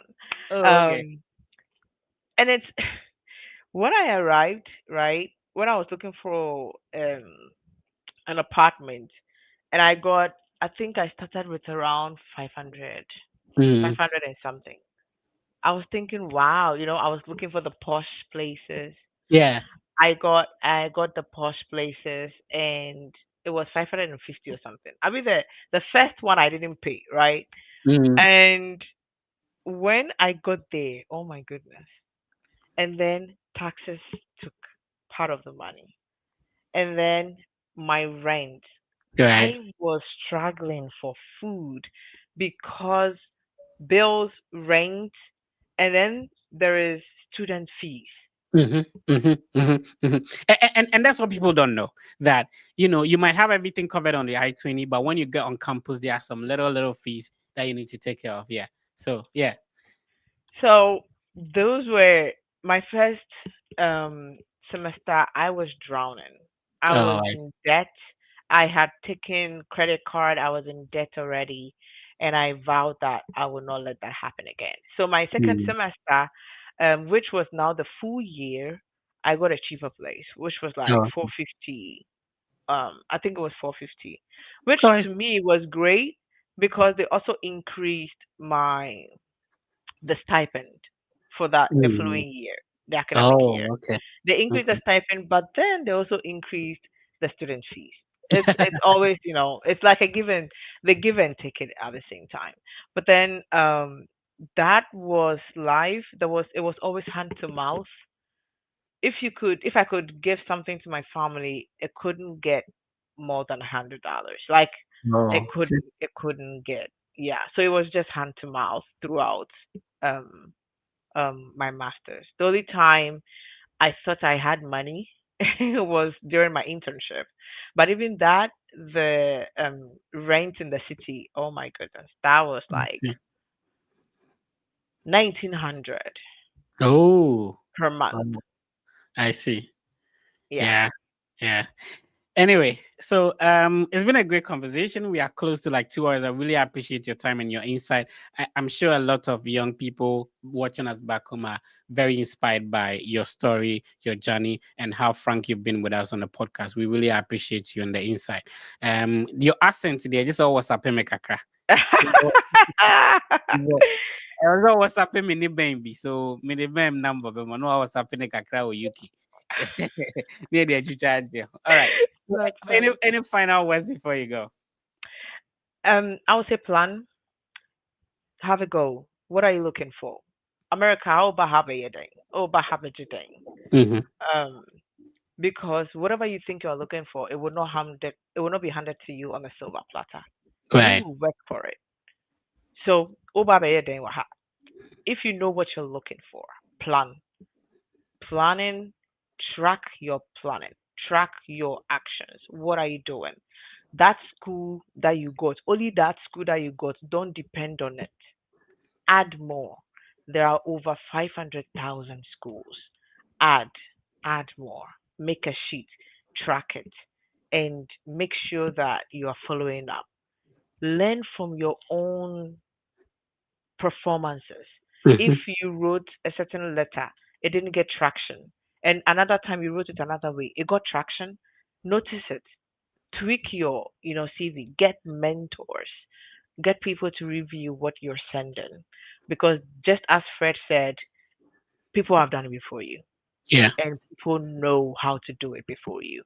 Some people have been able to apply for masters or bachelor's, masters, PhD, postdoc, they know. So look for mentors, be informed, prepare, be consistent. Right. I think somebody asked a good question that we forgot to ask about your visa interview. But before you come to that, I need you to type in the comment section. Thank you, Brandy, for sharing your experience. A little quick one about your visa interview. How many minutes did it take? What questions were asked? How did you respond to them? It was probably like a minute. I feel Oh, like wow. they had already decided to give me the thing before I even got there, Oh. because they asked about what I wanted to do. Sorry, they asked about my background. I told them I studied geography since high school. They asked about my job. I told them that yeah, I this is to get more um, background so I can come back. At least that's the story I told them at that time, that I could come back and serve my company. And there wasn't a lot. I don't even think I answered that question. It was more like, what do you do? Um, um, Funding. I mentioned that I had full funding. It was something already on my I-20. Hmm. So that's what makes me think that they had already decided to give it to me even before I got there. What do you think made it easier in Full your funding. view? Okay, in your view, why do you think people, get rejected at the embassy based on You your? gave the visa officer a reason to doubt you. I see. When you were in the queue, did you, watch other people getting refused and all that? Oh, oh yeah. Like people shaking. Yeah. People. Oh my goodness. It, it's as if the person, people are being questioned by a higher power. People are like at their ends with and they're shaking. And Yeah. no, what helped me, I would say, would be the mock interview. That Hmm. helps 100%. I probably over prepared for it because of that. And so when I got there, I already knew what to say, and they had already decided to give it to me. So I would say props to the mock interviews. Yeah. They prepared me. So we've been doing this for more than half a decade. The idea is that we've had opportunity to go through the process. Of course, we do not pretend to be expert in the field, but if you do something for more than half a decade and the team has an opportunity to interact with ex-visa officers, apart from that, we have also gone through the process. So we learn from, experiences helping people years ago, and we continue to build on the experiences. That's why. So if you want to join our mock platform, it's a free platform. We meet every single day. I think we are the only team that meets every single day. You send us a message on Instagram, and then we'll add you to the page. All right. So Ben, any final words? And then I have enjoyed the session. It's been a great one. Thank you so much, Brandy. Ben, any final words? I just want to say thank you, Brandy, for your time and for helping us with such a rich information. And I'm sure it will help us in our journey. I just to add to what Brandy just said, in life, we always say that your speed is always determined by what is chasing you.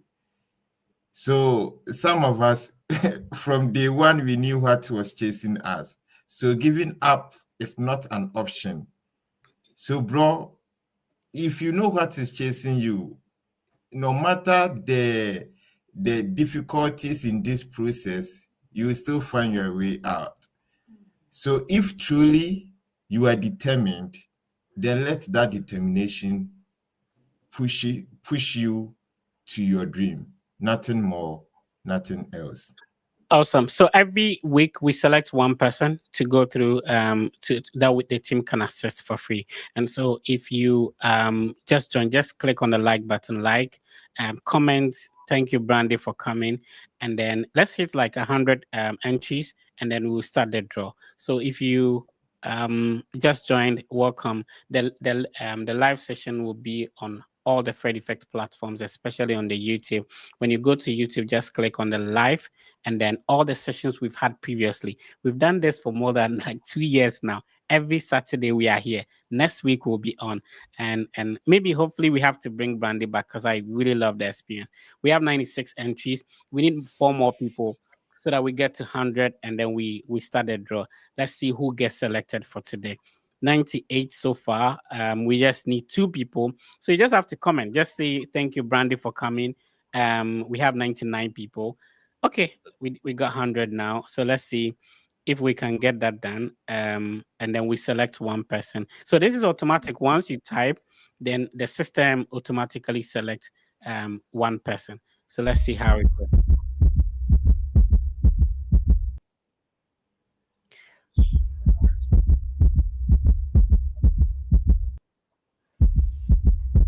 Oh, okay. Hey, Oh, John. Yeah. John Sabla, congrats to John. So, John, you would do is that you send us a direct message on Instagram. Tell us you are the one who was selected during the live session. Next week, we are going to select another person. So, congrats to John for being selected. All right. So, Brandy, thank you so much for coming. We really appreciate your time. All right. So, Ben, we are done for today. Next week, we'll be on. Yeah. It was such a great session. I really enjoyed. What about you? Yeah, I'm good. It was a great one. Just like always, every week we have a different inspirational, amazing story on the study abroad process. So next week we'll be on. Remember that you can, set a reminder on Facebook, on YouTube, on X, on TikTok. We'll be live, and then we'll share the stories with you. It makes it easier if you want to go through the process. People have already done it. It's not a big deal. It's not rocket science as you make it seem. What we are trying to let you understand is that, initially people thought that people from rich homes and first class students are the only people who can study abroad. No, everybody can do it. You can do it. If the Boliban boy from Boliban, boy Fred has been able to do it, you can do it. If Ben has been able to do it, you can also do it. Remember, we do have a collaboration with Argo Visa. Argo Visa is a team of former or ex visa officers. With the struggle in getting visa interview, dates you don't want to go and get denied. Talk to experts in the field, which are the ex visa officers, Argo Visa. Use the link I'm sharing on the screen to schedule a one-on-one meeting with Argo Visa. Remember, you can also talk to the Fred Effect team. It's easier when you schedule a one-on-one meeting. Use the link. You can also send us a direct message on Instagram if you do have questions, if you need clarifications on something, you just want to confirm something. If you want to join our WhatsApp platform, just send us a message directly on Instagram. Search for the Fred Effect. Please, we know that some people unfortunately have been using our brand details and names and designs to pretend as if they are the Fred Effect, asking people for money. There are a lot on Twitter, there are a lot on TikTok. We've been talking about it so that you are careful and not fall prey to some people. Unfortunately, some people don't hear what we talk about when we say that you shouldn't pay attention to these people using our names to some sort of seek money from people. Please be careful. The Fred Effect team will not come to you and ask you to pay anything to us. We that's not how we operate. So if you want to talk to us, it's only on Instagram. If you are communicating with anybody via email, we do not have email to respond to. So please pay attention to that. Don't go and then pay money to somebody and now come and attack us. People have been doing that. It's unfair. We've been doing this for years. If we've been scamming people, you would have known by now. We wouldn't have been existing. So please pay attention to what we are talking about. We only respond to messages on Instagram, not on TikTok, whatever platform. We don't respond to messages there. We do not have any emails out there that people can reach out to us. It's only via our verified Instagram handle. The reason why we use Instagram is because we can make calls. You can text a message, you can send a document, anything is done on Instagram. So please do that. We don't have any US number out there for WhatsApp messages. No, we don't. So please be careful. Anyway, Ben, thank you for your time and thank you for joining today. All right. So it's been a great session. Next week, please be positive and know that everything will be fine. You can also do it. Admissions are already ongoing. Universities have started accepting applications. Check the deadline, email the professor, put in your application, and hopefully we get to meet here someday and have a good conversation. Thank you.